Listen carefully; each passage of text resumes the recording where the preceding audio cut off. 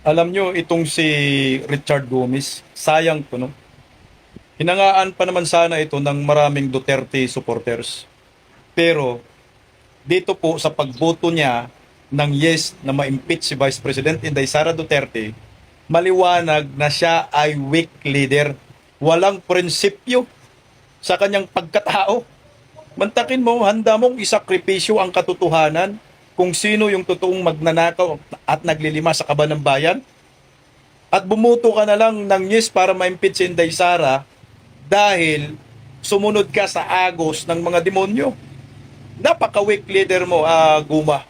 Sayang lang ang paghanga ng maraming mga Pilipino, mga Duterte diehard supporter sa'yo.